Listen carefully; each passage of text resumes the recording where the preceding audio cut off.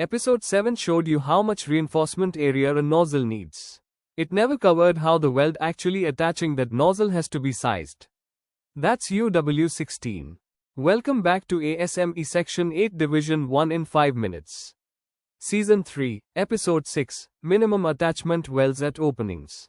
UW-16 sits right alongside UG-37's area replacement math, but it's answering a different question, not how much reinforcement area you need, but how the nozzle actually gets welded onto the shell. Every nozzle, connection, or fitting attachment forms a Category D joint from Episode 4 of Season 1, and UW-16 sets the minimum location and size for those specific welds, on top of, not instead of, the strength calculations. Here's the direct link back to Episode 7. How you construct the reinforcement changes the F factor in UG-37's formula. Integral reinforcement, an extended or thickened neck, a thickened shell plate, a forged insert, weld buildup that's genuinely part of the shell or nozzle wall, lets you use the actual F factor from UG-37's own figure, which can be less than 1.0.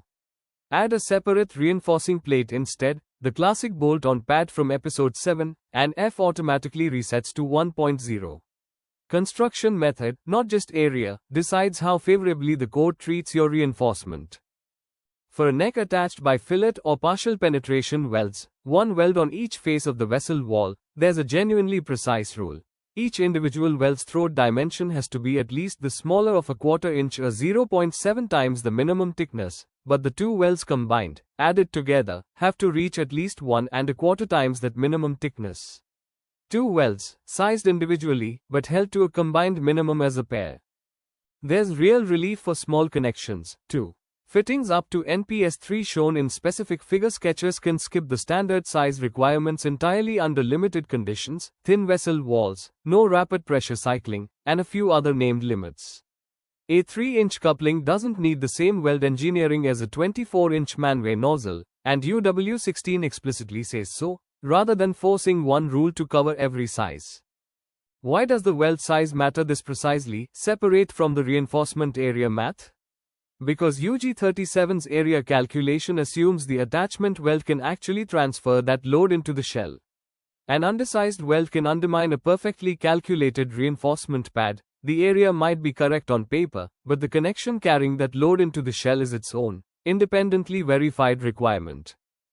Quick recap, UW-16 sets minimum weld size and location for nozzle attachments, on top of UG-37's area math from Episode 7. Integral reinforcement earns you a favorable F factor, separate pads reset it to 1.0.